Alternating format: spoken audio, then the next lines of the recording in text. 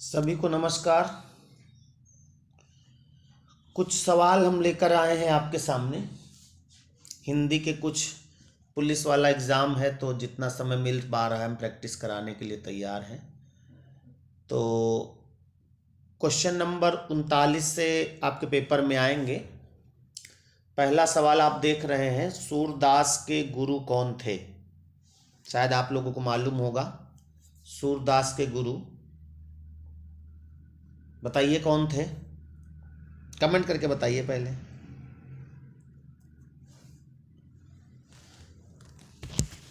सूरदास के गुरु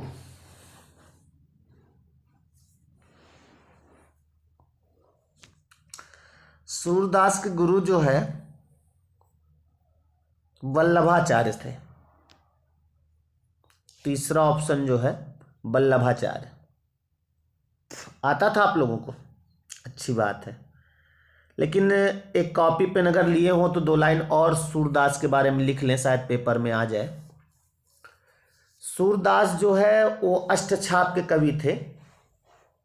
अष्टछाप के कवियों में सूरदास का नाम अग्रणी होता था। सूरदास अष्टछाप के कवि कहलाते हैं।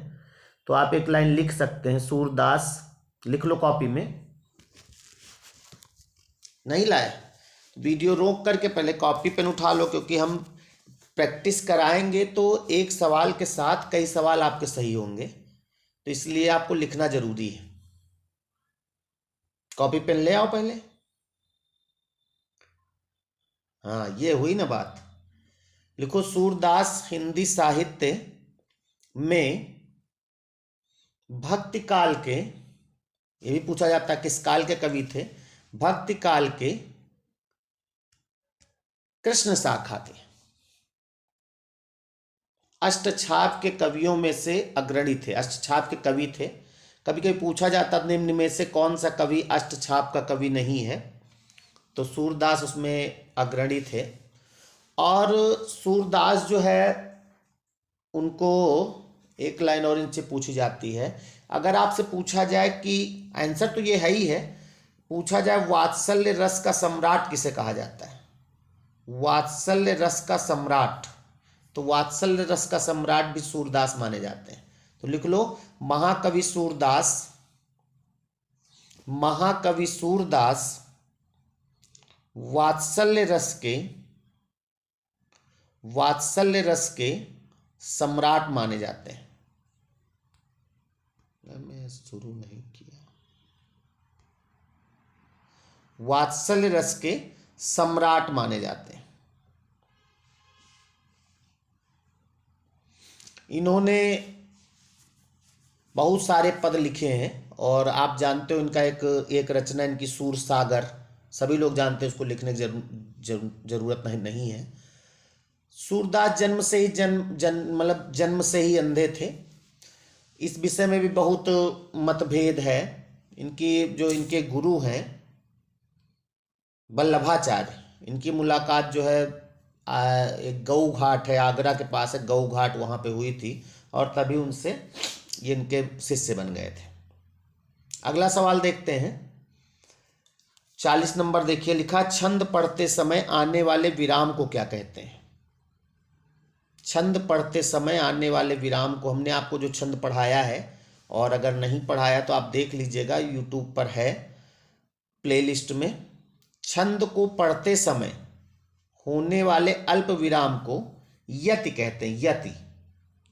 गति तो आप जानते हो, कोई भी छंद होता है, चाहे वो मात्रिक हो चाहे वर्णिक हो, हर छंद के पढ़ने की एक गति होती है, कि स्पीड होती है, तो उसको गति कहते हैं, छंद के अंग है। और तुक होता है जो छंद की पंक्ति के अंत में जो समान ध्वनि उत्पन्न होती है, उसे तुक कहते हैं। और गढ़ तो आप जानते हो कि छंद में 8 गढ़ होते हैं। 8, यगड़ मगड़ तगड़ जगड़ रगड़ भगड़ सगड़, है ना?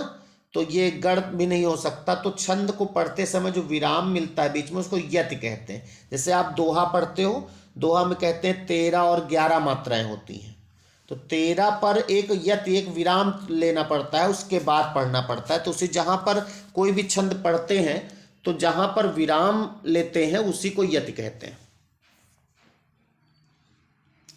उसके बाद अगला सवाल आपका है 41 नंबर। विशेषण शब्द जिस संज्ञा या सर्वनाम की विशेषता बतलाते हैं उसे क्या कहते हैं। हमने विशेषण आपको पढ़ाया है। विशेषण और विशेष से दो नाम दिए थे। हमने कहा था विशेषण होता है जिससे विशेषता बताई जाए और विशेष से होता है जिसकी विशेषता बताई जाए। तो यहाँ पर वही पूछ रहा है कि विशेषण शब्द जिस संज्ञा सर्वनाम की विशेषता बतलाते हैं उन्हें क्या कहते हैं। तो उन्हें विशेष कहते हैं। जिससे विशेषता बताई जाती है विशेषण। जैसे मान ले लिखा नीली गाय, तो इसमें नीली जो है विशेषण है और जो गाय है वो विशेष से है। और ये जो क्रिया विशेषण है, तो जब कोई क्रिया की विशेषता बताता है उसे क्रिया विशेषण कहते हैं। और ये प्रविशेषण जो है, जो विशेषण की विशेषता बताता है उसे प्रविशेषण कहते हैं। विशेषण क्रिया जिसकी विशेषता बताई जाए वो विशेषण, और जो विशेषण की विशेषता बतावे वो प्रविशेषण, और जो क्रिया की विशेषता बतावे वो क्रिया विशेषण। और विशेषण कितने होते हैं, क्या होते हैं, वो आप देख सकते हैं, उसमें हमने बताया है। प्राचीन शब्द विशेषण के किस प्रकार में आता है। सवाल देखिए 42 नंबर। प्राचीन जो शब्द है वो कौन सा विशेषण पूछ रहा है। आपके सामने है सार्वनामिक विशेषण, परिमाणवाचक विशेषण, ये देख रहे हैं आप। तो अपने हिसाब से पहले इसके टिक लगाओ क्या होना चाहिए।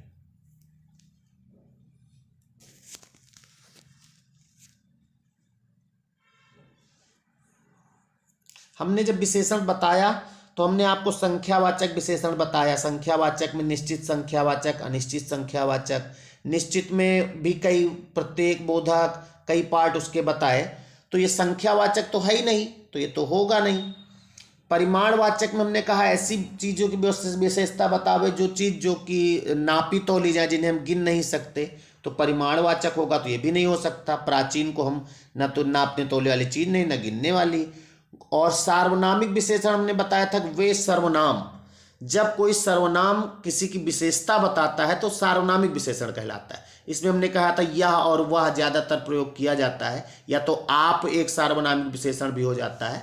तो यहाँ पर जो प्राचीन जो है सार्वनामिक हो नहीं सकता, परिमाणवाचक हो नहीं सकता, संख्यावाचक हो नहीं सकता, तो क्या होगा, गुणवाचक विशेषण होता। तो प्राचीन जो है गुणवाचक विशेषण है। गुणवाचक विशेषण में बहुत सारी चीज़ें आती हैं। आप चाहें तो 2 लाइन लिख लें, लिख लो कॉपी में। जो विशेषण शब्द लिखो, नीचे आप देखेंगे छोटे से हम दिख रहे हैं। जो विशेषण शब्द किसी संज्ञा या सर्वनाम, किसी संज्ञा या सर्वनाम, जो विशेषण शब्द किसी संज्ञा या सर्वनाम के आकार प्रकार, दोनों लिख लो, आकार प्रकार, गुण दोष, रूप रंग, स्वभाव आदि का बोध कराते हैं, वो गुणवाचक विशेषण होते हैं। इसमें हम 1 लाइन लिखा जरूर दिए हैं, लेकिन इसमें बहुत सारी चीजें होती हैं। तो आपको ये देखना जब कोई विशेषण का सवाल आवे कि जो 4 ऑप्शन है उसमें 3 को हटा देना है। संख्यावाचक नहीं है, सार्वनामिक नहीं, परिमाणवाचक नहीं, तो फिर गुणवाचक विशेषण लगा दीजिएगा, सही होगा। चलते हैं अगले सवाल की ओर। फिर विशेषण से ही है 43 नंबर, अभ्यास। इसको आप करके देख सकते हैं। अभ्यास का विशेषण रूप क्या होगा। अभ्यास का विशेषण रूप अभ्यासिक नहीं। देखिए अभ्यासिक जो लिखा है पहले तो ये गलत लिखा है। अगर अभ्यास में इक प्रत्यय लगाएंगे तो अभ्यासिक नहीं बल्कि आभ्यासिक बनेगा।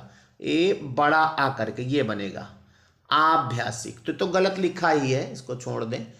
आभास, आभास तो मतलब होता है एहसास, तो ये भी नहीं होगा। आभासित या अभ्यासी 2 हो सकते हैं। तो आभासित मतलब होता है एहसास, इसका भी होता है। तो अभ्यासी जो होता है वो अभ्यास का विशेषण होता है। किसी का विशेषण बनाने के लिए आपको क्या करना है कि उसको किसी शब्द के पहले लगाना है। अगर वो विशेषण का हो, जैसे अभ्यासी, अभ्यासी हो सकता है अभ्यासी पुरुष, अभ्यासी विद्यार्थी, किसी के भी पहले लगा सकते, लेकिन और जो शब्द हैं ये नहीं लगा सकते। तो इस तरह से ये बी नंबर इसमें होगा 43 में। ठीक है, और आप इनमें अगर कोई आपको दिक्कत कुछ भी आ रही है तो आप कमेंट करके हमें ज़रूर बता सकते हैं। हम आपके ज़्यादातर कमेंट देखते हैं और उसकी रिप्लाई भी करते हैं। 44 नंबर भी देख लें, दिख रहा है, द्रौपदी का चीर एक मुहावरा है, इसका अर्थ क्या होगा? द्रौपदी का चीर, जानते हो आप द्रौपदी का चीर हुआ था, द्रौपदी का चीर हरण हुआ था, भगवान कृष्ण वहाँ पर आ गए थे, तो कुछ उन्होंने किया था तो द्रौपदी निर्वस्त्र नहीं हो पाई थी। तो द्रौपदी का चीर, देखिए कोई भी मुहावरा होता है तो उसका जो अर्थ होता है, जैसे इसमें देखा जाए तो द्रौपदी और चीर दो शब्द हैं, तो कोई भी मुहावरा अगर उसका अर्थ निकालना हो तो जो मुहावरे में शब्दावली होती है, अर्थ में उसका नाम कतई नहीं होना चाहिए। यह ध्यान दीजिएगा, अर्थ में उसका नाम, यानी इसमें द्रौपदी नहीं होगी, चीर कपड़ा की बात नहीं होगी। तो यहां पर देखा जाए तो द्रौपदी एक स्त्री है, तो सुंदर स्त्री, तो इसका अर्थ हो ही नहीं सकता। नारी इसमें लिखा, नारी का अपमान करना यह भी नहीं होगा क्योंकि नारी द्रौपदी है। अब शर्मनाक कार्य, देखो शर्मनाक कार्य इसलिए दिया गया क्योंकि द्रौपदी का चीरहरण किया गया था, तो कुछ लोग इसमें लगा देंगे, ये भी नहीं होगा। यानी आंसर होगा कभी समाप्त ना होना। द्रौपदी की चीर जो है आप जानते हो, दुशासन खींचता गया, लेकिन कभी समाप्त नहीं हुई, साड़ी खत्म ही नहीं हुई। तो द्रौपदी का चीर का अर्थ होता है कभी समाप्त ना होना। अगला एक मुहावरा और है, 45 नंबर सवाल देखिए, थोड़ा सा अव्यवस्थाएं हैं इसलिए नहीं हो पा रहा, नहीं आपकी प्रैक्टिस बहुत अच्छी से करा देते, लेकिन प्रयास हम कर रहे हैं कि जो भी समय बचा है उसमें प्रैक्टिस जरूर करा दें। कूप मंडूक होना, कूप मंडूक होना का अर्थ, कूप माने होता कुआं और मंडूक माने होता मेढक। कुएं के अंदर जो मेढक होता है वो जानता है, बस इतनी ही दुनिया है, उसको उतना ही मालूम रहता है। तो यहाँ पर देखिए कूप है, मेढक है, दो शब्दावली वाला अर्थ नहीं होगा, तो पहले कुएं में गिरना ये तो होगा नहीं। मूर्ख होना, मात देना और सीमित ज्ञान या सीमित अनुभव होना, तो यहाँ पर जो कूप मंडूक होता है उसका अर्थ होगा सीमित ज्ञान, यानी चौथा आंसर होगा। मूर्ख और मात ये दोनों नहीं होंगे। आपको भले आता होगा लेकिन हम एक्सप्लेन कर देंगे, थोड़ा व्याख्या कर देंगे तो उससे और सवाल निकल के आते हैं। अब ये देखिए जरा, एक टाइप का सवाल आपके सामने है, इसको करने का तरीका बहुत ही सरल होता है, फ्री के नंबर देता है, लेकिन कुछ लोग देख करके इसको डर जाते हैं। देखिए इसमें इस वाक्य में लिखा है, इस प्रश्न के वाक्य में पहले और अंतिम भाग को क्रमशः 1 और 6 की संख्या दी गई। वहां पर भी ऐसे लिख के आएगा 1 और 6, देख लीजिएगा, समझ लीजिएगा वही सवाल है। तो इसमें होता क्या है कि 1 नंबर जो लिखा है वहां से आपको एक वाक्य बनाना है, शुरू करना है, और 6 नंबर जो होता है उससे वाक्य का अंत करना है। और बीच में जो 4 होते हैं, यारा लावा, बीच के जो, हम निर्देश नहीं पढ़ रहे हैं, हम आपको ऐसे समझा देते हैं। ये देख लीजिए, ये ऐसे है, निर्देश में जो भी लिखा होगा हमसे मतलब नहीं, हम प्रयास करो कि आप भी वहां निर्देश ना पढ़ें, निर्देश पढ़ने में टाइम ज्यादा लगता है। तो इसमें ये जो सामाजिक जीवन है, यानी इससे आपको किसी भी वाक्य की शुरुआत करना है और अंत में उपाय ही ना कर सकें, ये वाक्य बनना चाहिए। बाकी ये जो या, रा, लावा 4 ऑप्शन हैं, इनको आगे पीछे लगाना होगा, कौन पहले लगा कौन बाद में लगेगा उसी हिसाब से ये ऑप्शन बने। अब आप ऑप्शन देख लें, पहला शुरुआत या से है, दूसरे में वा से है, तीसरे में रा से और ला से है ना। तो किसी भी से शुरुआत करें, सामाजिक जीवन में क्रोध की जरूरत बराबर पड़ती है, या से तो शुरुआत नहीं होती, क्यों भाई? क्रोध की जरूरत बराबर पड़ती है, या से शुरुआत नहीं होगी, इसकी हो सकती है, बताओ। सामाजिक जीवन में समाज का जीवन है, इसमें क्रोध की जरूरत बराबर पड़ती है, ऐसा हो सकता है? हो सकता है भाई, क्रोध की जरूरत बराबर पड़ती है। अब आगे कह रहा, आगे इसके बाद यही या से आंसर शुरू हो सकता है। अब इसी से बना के देख लो, अगर 2 वाक्य और बन जाए तो समझ लो पहला ऑप्शन हो जाएगा। सामाजिक जीवन में क्रोध की जरूरत बराबर पड़ती है, मनुष्य दूसरों के द्वारा पहुंचाए जाने वाले बहुत से कष्टों की चिर निवृत्ति यानी कि हाँ, फिर उसके बाद अगर ये वो ले लें, यदि क्रोध ना हो तो, यानी या के बाद ला, देखो या के बाद ला लिखा हुआ है, उसके बाद अब या ला सेट हो गया, उसके बाद रा देखो, मनुष्य दूसरों के द्वारा पहुंचाए जाने वाले बहुत से कष्टों की चिर निवृत्ति का उपाय ही न कर सके। बिल्कुल सही, यानी पहला वाला आंसर सही होगा। आपको हिंट लेना होगा 1 नंबर से और बाद में 6 नंबर उसी में जुड़ जाए, बस इसी को करना रहता और कुछ नहीं। इसमें कभी कभी 1 नहीं 2-3 सवाल आ जाते हैं। अगला सवाल देखिए, इसको इधर ले ले, हट गया भाई, हाँ इधर सही है, अब सही है। दिए गए वाक्यांश के लिए एक शब्द पूरब और उत्तर के बीच की दिशा, पूरब और उत्तर के बीच की दिशा जो है वो ईशान कोण कहलाती है। 1 मिनट, ये कहाँ भगा जा रहा है भाई। पूरब और उत्तर के बीच का जो कोण होता है उसको ईशान कोण कहते हैं, ये ईशान, ठीक है। इसी तरह जितने भी ऑप्शन हैं ये सब चारों उत्तर पूर्व को ईशान कहते हैं, उत्तर पूर्व को।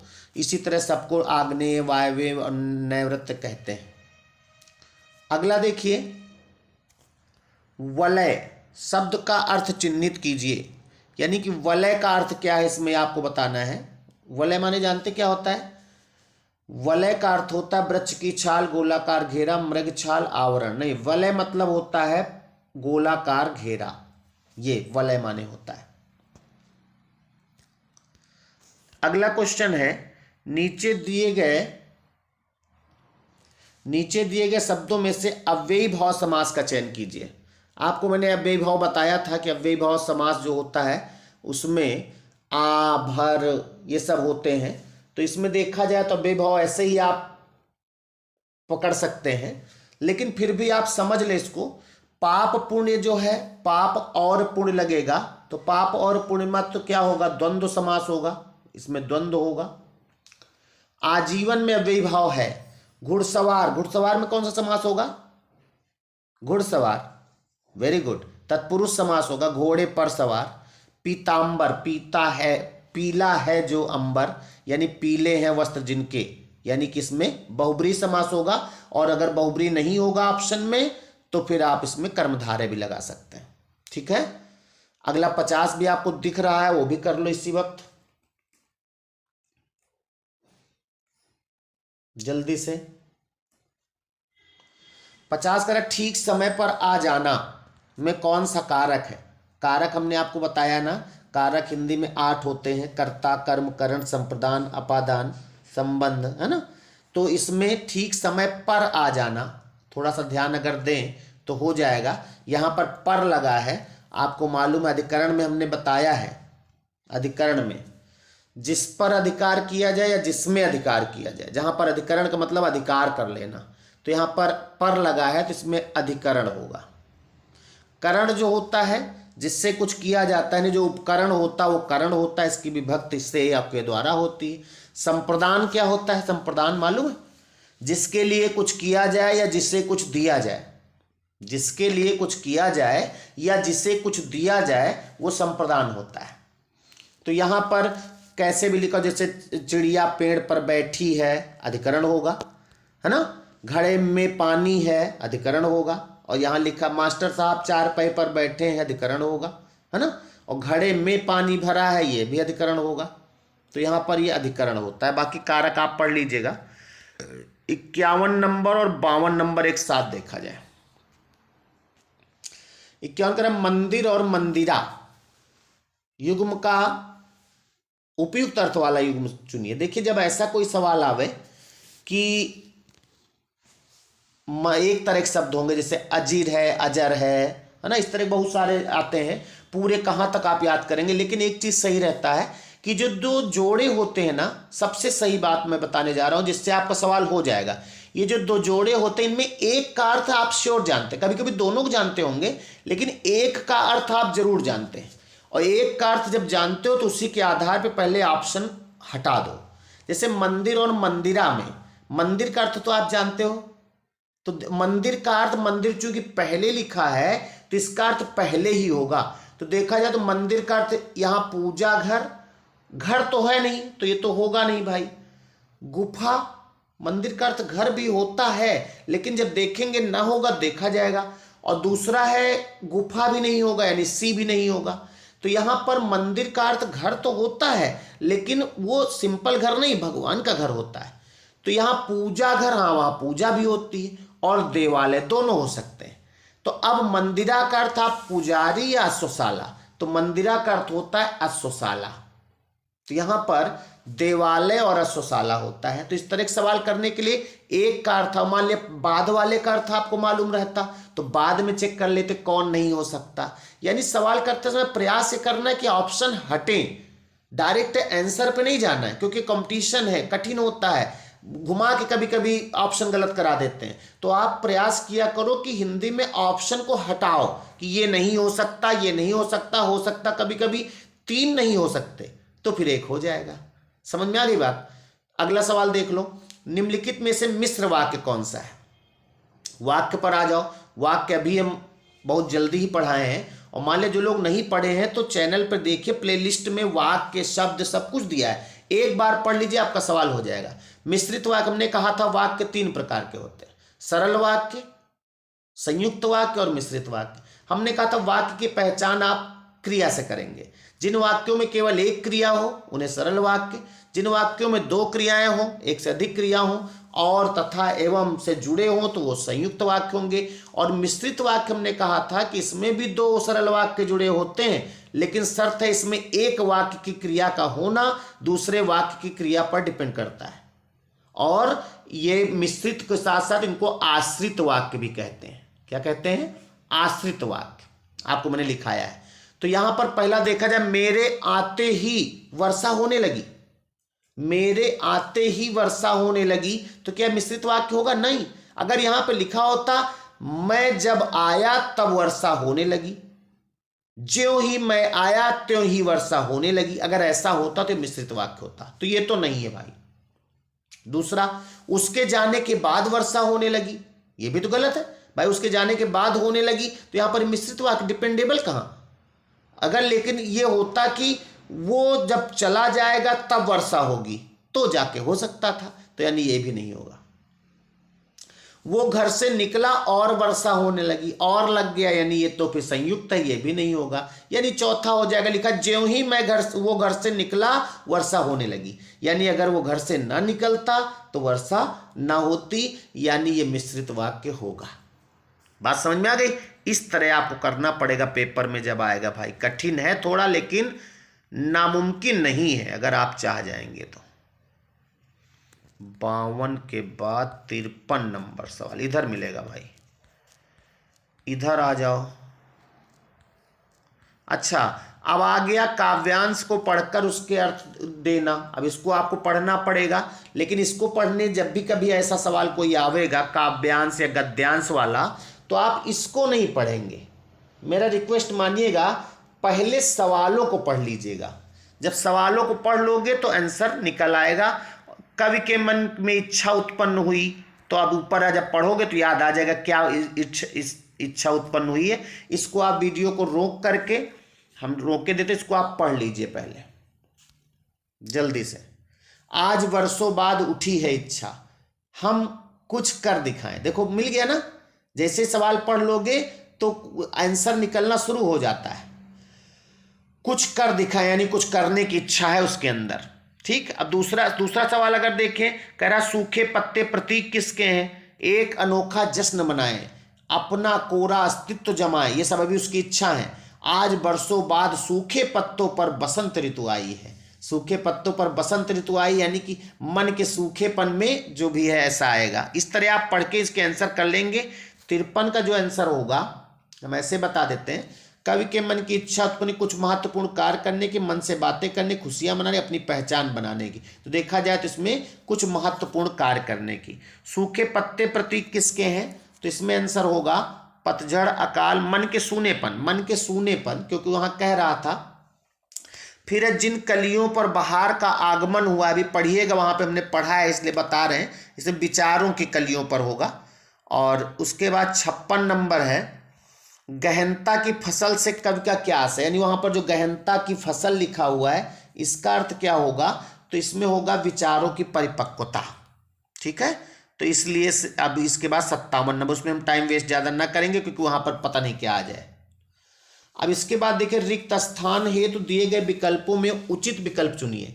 यानी रामू की पहले, अब ऑप्शन में एक ही तरह के शब्द रहते हैं, तो पहले अपेक्षा, देखो पहले में भी अपेक्षा, पहला ऑप्शन देखो अपेक्षा और अपेक्षा है, तो अपेक्षा और अपेक्षा दोनों में क्या हो सकती है कि रामू की अपेक्षा केवल इसलिए हुई क्योंकि राजीव उसकी अपेक्षा अधिक बुद्धिमान है। में भी हो सकता है भाई, हो सकता सही हो अपेक्षा और अपेक्षा, लेकिन ऊपर रामू की अपेक्षा केवल इसलिए हुई, अपेक्षा थोड़े हो सकती, यानी पहले में अपेक्षा नहीं भर सकते तो पहला ऑप्शन नहीं होगा। दूसरे में देखो अपेक्षा ही पहले दिया, ये भी नहीं होगा।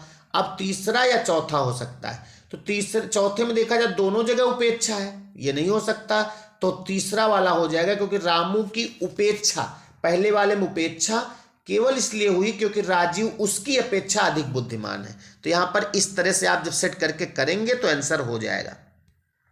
58 नंबर, ये निम्न पंक्ति में सही अलंकार का चयन कीजिए। अलंकार भी थोड़ा सा टिपिकल होते हैं लेकिन कठिन नहीं होते, थोड़ा सा ध्यान देंगे तो हो जाएंगे, प्रैक्टिस करेंगे। कह रहा कि पानी बीच मीन प्यासी, देखा जाए पानी के अंदर मीन माने मछली होता है, पानी के अंदर मछली जो है प्यासी है, तो क्या इसमें विभावना हो सकता? विभावना जानते हो क्या कहां पे होता है? विभावना, विभावना मतलब होता है विशेष भावना। विशेष भावना यानी कि जब कोई बात बिना, क्या कहते हैं, बिना उद्देश्य के जब कोई काम पूर्ति हो, या कहते बिना आधार के ही कोई काम जब हो रहा हो, तो वहां विभावना होता है, विशेष प्रकार की कल्पना। जैसे हमने इसका उदाहरण आपको लिखाया है, बिनु पग चले सुने बिनु काना, और या आनन रहित सकल रस भोगी और बिनु बानी बक्ता बढ़ जोगी, ये विशेष प्रकार की कल्पना है, तो यहां विभावना होगा। लेकिन यहां पानी बीच मीन प्यासी कह रहा है, तो यहां पर अतिशयोक्ति तो होगा नहीं, अतिशयोक्ति तो होता है किसी चीज को बहुत बढ़ा चढ़ा कर कहना, यहां पर विशेष उक्ति होगा, विशेष प्रकार की उक्ति कह रहा है कि पानी बीच क्या कहते हैं, मीन प्यासी है। विरोधाभास भी नहीं है, विरोधाभास, खैर विरोधाभास तो ऑप्शन ही नहीं है, लेकिन वो भी नहीं है, तो यहां ऑप्शन विशेषोक्ति होगा। उपमा जो होता है, उपमा में तो हमने बताया था कि उसकी जो भी उपमा में होगा उसमें सी, सम, समान ये लगे होते हैं, तो यहां पर ये हो जाएगा अब 59 नंबर। निम्नलिखित विकल्पों में से किस विकल्प में सभी शब्द व्यक्तिवाचक संज्ञा है? संज्ञा से सवाल आ गया। व्यक्तिवाचक संज्ञा भी पढ़ाए हैं हम आप लोगों को। व्यक्तिवाचक मतलब होता है जब किसी एक की बात करें, है ना, तो राम, राम क्या व्यक्तिवाचक संज्ञा? हाँ बिल्कुल, लड़के का नाम है तो ये व्यक्तिवाचक संज्ञा होगी, होगी कि नहीं? हमने कहा था इसी तरह चेक करिएगा। राम किसका नाम है? लड़के का। रामचरितमानस एक ग्रंथ का, गंगा एक नदी का, पहले में सभी व्यक्तिवाचक संज्ञा हो गई और निकालने की जरूरत नहीं। अब दूसरा देख लीजिए, जैसे कृष्ण, कृष्ण भी लड़के का नाम, कामायनी एक पुस्तक का नाम, लेकिन मिठास जो है ये भाववाचक संज्ञा में आएगा, तो इसलिए ये नहीं होगा। लखनऊ एक शहर का नाम है, आम एक से मान लिया फल का नाम है, ठीक है, भी व्यक्तिवाचक, लेकिन बुढ़ापा जो है ये भाववाचक संज्ञा होगी, तो बुढ़ापा भी ये भी नहीं होगा। ममता ये भी नहीं होगा। वकील ये तो हटा ही दो, यानी कि हमारा आंसर पहला वाला होगा। इसी तरह वहां पर भी जैसे एक दो दिख जाए तो बहुत जल्दी नहीं टिक लगाना है, सबको ऑप्शनों को देख लेना है क्योंकि टाइम रहेगा, ऐसा नहीं है। 60 नंबर, 60 नंबर देखा जाए, कह रहा निम्नलिखित में से गंगा का पर्यायवाची कौन नहीं है? ध्यान देना, इस शब्द को जरूर ध्यान दिया करो, नहीं जल्दी में पता लगा गंगा का पर्यायवाची है, और है मतलब जल्दी से मिल जाता है, एक ही ऑप्शन मिल जाता है, वही टिक लग जाता है। नहीं है पूछ रहा है, तो मंदाकिनी, मंदाकिनी क्या गंगा का पर्यायवाची होता है? और भागीरथी, भागीरथी तो होता ही है। कालिंदी, सुरसरिता, कालिंदी नहीं है, कालिंदी जो है यमुना का पर्यायवाची होता है भाई, कालिंदी जो है यमुना का पर्यायवाची है। और सुरसरिता होती, गंगा जी जो है देव नदी है, देवताओं की नदी है, तो इनको देव नदी, देवापगा, सुरसरिता और जाह्नवी भी कहते हैं। गंगा का पर्यायवाची और लिख लो एक दो ठो, जाह्नवी, भागीरथी लिखा ही है, एक है अमर तरंगिणी, अमर तरंगिणी भी गंगा का पर्यायवाची होता है। सुरसरिता, विष्णुपदी, ये सब इनके पर्यायवाची। तो इस तरह से और भी बहुत सारे सवाल हैं। 61 नंबर देखा जाए, हिंदी के पूरे सवाल करा देते हैं। शुद्ध वर्तनी, शुद्ध वर्तनी सही करना, हमने आपको 10-12 शब्द लिखाए हैं वर्तनी वाले। अगर आप उन्हीं 10-12 सवालों में से आता हो, आप देख लीजिएगा इसमें एक शब्द उन्हीं सवालों में से हमने आपको लिखाया है। श्रृंगार, आशीर्वाद, वाल्मीकि, अंतर्राष्ट्रीय, अंतर्ध्यान, है ना, ये शब्द लिखाए हैं आपको। वाल्मीकि, बहुत सारे शब्द लिखाए हैं। 12-13 शब्द लिखा देते हैं तो उसी से पूछा जाता है। तो यहाँ देखिए एक शब्द उसी का है, क्या? श्रृंगार। तो क्या शुद्ध लिखा है? ये बिल्कुल सही लिखा है। इसी तरह श्रृंगार लिखा जाता है। अवन्नति कोई शब्द नहीं होता, उन्नति का उन्नति होता है। और मातृभूमि ऐसे लिखा नहीं जाता, नीचे री लगता है। बाकी सब गलत। मुश्किल कोई शब्द ही नहीं होता, मुश्किल होता है। तो इसलिए ये श्रृंगार जो है सही वर्तनी वाला है। कभी कभी तो 4 तरह श्रृंगार ही लिख के आता है। 62 नंबर देखा जाए, समूहार्थक शब्द चिन्हित कीजिए। मतलब वो शब्द जिससे समूह हो जाता है। ये तो सभी जानते हैं, भीड़ होगा समूह, इसमें ज़्यादा करने की जरूरत नहीं है। जिसका समूह निकले। आंशिक शब्द, देखो वही शब्द आ गया जिसका हम पीछे भी जिक्र किए थे। प्रत्यय से अगर सवाल आएगा प्यारे तो इसी से सवाल आता है, इससे, क्योंकि बहुत इंपॉर्टेंट है। कैसे भी घुमा के पूछ सकते हैं। प्रत्यय वाला पार्ट आप प्ले लिस्ट में देखिए, वहां पर होगा, आप पढ़ के देखिएगा। उसमें एक प्रत्यय का जिक्र किया है हमने। तो इक जो है शब्द प्रत्यय इसमें आंशिक में है। और कभी कभी पूछ लेते हैं आंशिक शब्द से अगर इक प्रत्यय हटा दें तो कौन सा शब्द बचेगा। तो हमने आपको पूरी प्रक्रिया बताई है कैसे क्या होता है। तो अंश बचेगा। क्या बचेगा? अंश बचेगा।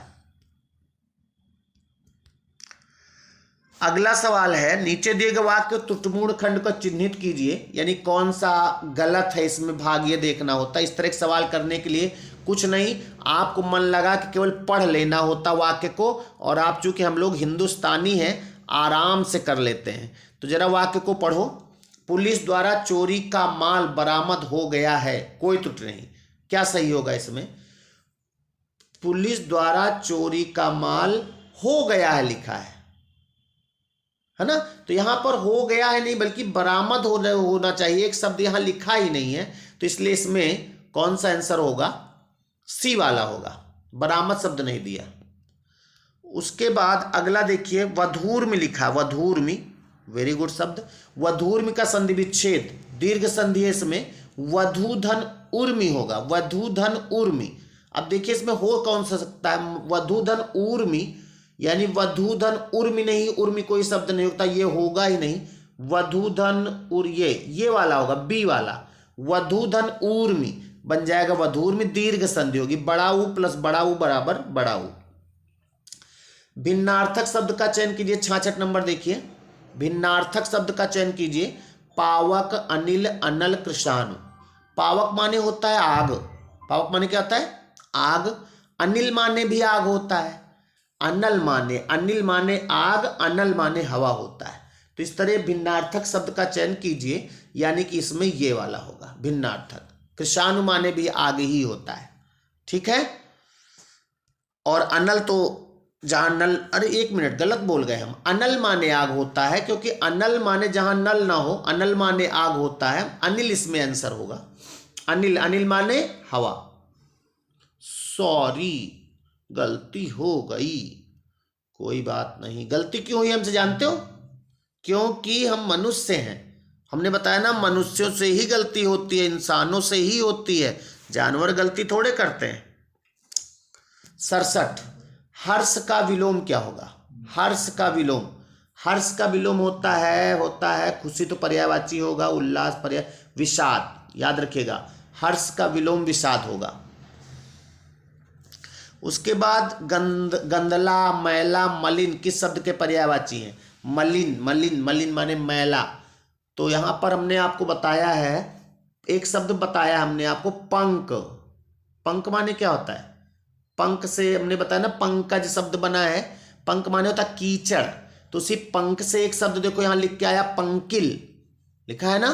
तो पंकिल जो है इसी का समानार्थी होगा। पंकिल जो है गंदा शब्द का पर्यायवाची होता है। और जो धवल लिखा, धवल का मतलब होता उजला। धवल का अर्थ होता उजला। और जो प्रलय है, प्रलय तो जानते हो आप, प्रलय का अर्थ होता विनाश, सृष्टि का विलोम प्रलय होता है। और पामर जो शब्द लिखा है, पामर का अर्थ पामर माने होता दुष्ट, दुष्ट। तो इस तरह से नीचे भी एक सवाल एक दिख रहा है आपको, देख लें 69 नंबर। कर्कश का विलोम नीचे दिए गए विकल्प में से चुने। कर्कश हमने आपको एक लाइन सुनाया है, कई बार बताया है, दुश्मन मिले हजार कर्कशा नारी न मिली है। एक अलहित हैं वो गाया करते हैं। तो कर्कश माने होता है कठोर, पहला ऑप्शन है। कर्कश निगेटिव शब्द है, तो कर्कश माने कठोर हो सकता है, विवेकी तो होगा नहीं। विलोम पूछ रहा है। मधुर और विनम्र, विनम्र तो गलत लिखा ही है तो हो ही नहीं सकता। विनम्र लिखा है तो ये नहीं होगा। मधुर हो सकता है, क्यों भाई? कर्कश होता है कानों को खटकने वाला, तो मधुर मतलब कानों को अच्छा लगने वाला, मधुर होगा। उसके बाद कुछ वाक्यांश जल्दी जल्दी आप बता दें जो इंद्र पर विजय प्राप्त कर चुका हो। कमेंट कर दीजिए।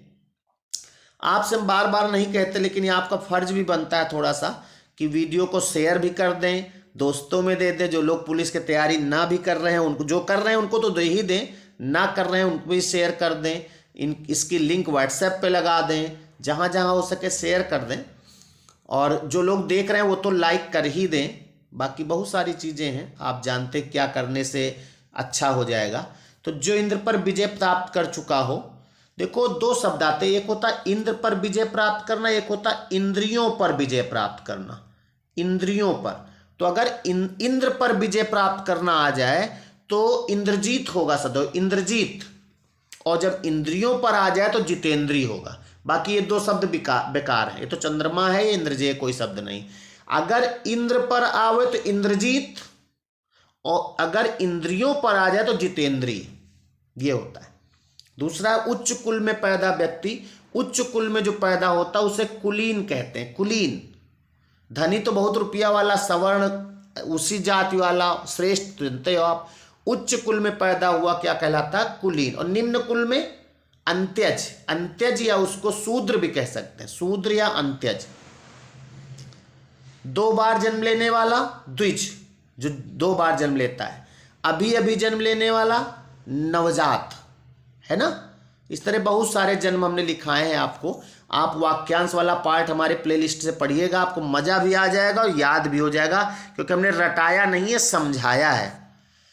अगला, ईश्वर तुम्हें दीर्घायु दे, अर्थ के आधार पर वाक्य क्या है? हमने कहा था ना, अर्थ के आधार पर वाक्य जो है 8 प्रकार के होते हैं। विधानवाचक, निषेधवाचक, इच्छावाचक, आज्ञावाचक, प्रश्नवाचक और विस्मयवाचक, संकेतवाचक, संदेहवाचक, ये 8 प्रकार के होते हैं। तो यहाँ पर ईश्वर तुम्हें दीर्घायु दे, प्रश्नवाचक तो नहीं हो सकता क्योंकि पूछ रहा नहीं।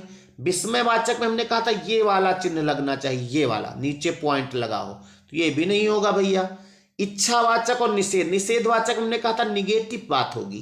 देखा, जब पूरी चीज आपको मालूम होगी तो आंसर अपने आप क्लिक हो जाएगा। इच्छावाचक हमने कहा था इसमें इच्छा, आशीष, शुभकामनाएं ये होती हैं। श्री गणेश का विलोम, श्री गणेश मतलब होता शुरुआत करना, तो इतिश्री होता है, इतिश्री मतलब समाप्त करना। तो श्री गणेश का विलोम इतिश्री होगा। बात समझ में आ गई? तो इस तरह से कुछ सवाल हमको जो मिले हमारे हिसाब से इम्पोर्टेंट थे वो मैंने करवा दिए हैं। अंत में फिर यही कहेंगे कि वीडियो को आप लोग हो सकता लाइक शेयर जो भी हो सकता करें। बाकी और कुछ सवालों के साथ अगले वीडियो मिलते हैं। तब तक के लिए नमस्कार। आपका पेपर अच्छा हो, इसी शुभकामना के साथ अगले वीडियो मिलते हैं।